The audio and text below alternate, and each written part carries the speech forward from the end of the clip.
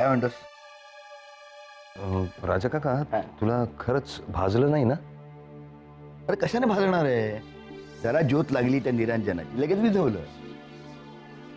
राजा काका, पण कसं आहे ना की हे असं पेटलेलं निरंजन पडून विझणं म्हणजे अपशकून. काय सतीश, शकून अपशकून हे आपल्या मानण्यावर अवलंबून असतं, कळलं का? हो, पण नेमकी ती पाहुणी येणार आहे आणि त्याच वेळेला हे असं निरंजन पडणं काही म्हणजे. नाही, तो निव्वळ अपघात होता. तुला माहिती आहे ना, सज्जन म्हणजे किती धांदरट माणूस आहे. त्याच्याकडून हे असं अपेक्षित आहेत, यात अनपेक्षित काही नाही. हो रे, पण भागीरथी आत्या असं म्हणत होती की ती पाहुणी येणार आहे तेव्हाच ते निरंजन विझलं, म्हणजे तिचं येणंच अपशकुनी आहे. असं कोण म्हणत होतं? भागीरथी आत्या. भागीरथी ना. मग काय ते फारसं मनावर यायचं नाही, कळलं का? अरे ती तसं म्हणणार, ती जुन्या जरा विचारांची आहे. म्हणजे मी बघ ना, तिला किती वेळा सांगितलंय आलवण आता बंद कर, सर्वसामान्य स्त्रीसारखे कपडे घाल, पण ऐकतच नाही. तिचे विचार बाबा बदलणार नाहीत, कळलं का तुला? राजा काका, तुला खरंच नाही भाजलं ना?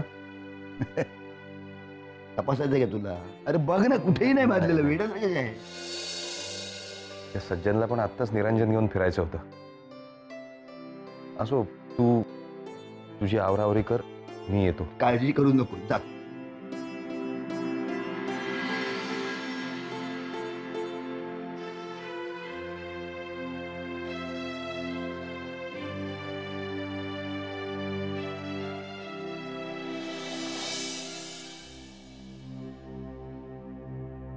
मनोरमा, मनोरमा, खुश खबर आहे.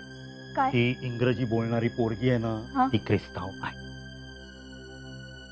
तुम्ही नक्की बघितलं? म्हणजे मला सांगते, ख्रिस्ताव लोक ते गळ्यात काय घालतात, तो क्रॉस घालतात बघ, क्रॉस. सगळे ख्रिश्चन लोक घालतात ते, आणि हे सगळं आपल्या अक्कादाला माहित नाही.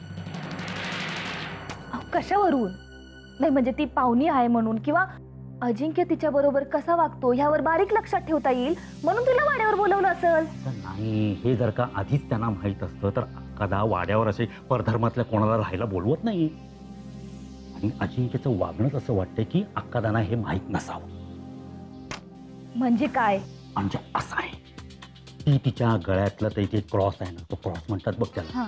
ते अजिंक्यनी काढलंच नसतं.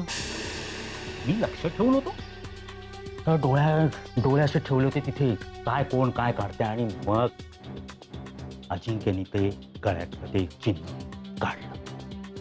पाहिलं? म्हणजे आपल्याला ही बातमी अक्कादांपर्यंत पोहोचवायला पाहिजे. म्हणजे काय, मी उद्या सकाळी जातो आणि अक्कादांना सांगतो. नाही, नको. का?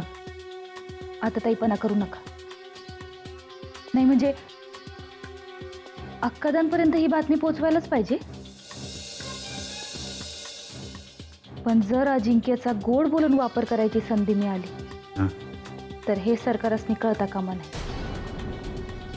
अजिंक्य आपल्या बाजूने उभा राहणार नाही. हो, क्या म्हणजे मी तोंड गप्प ठेवून बसायचंय का?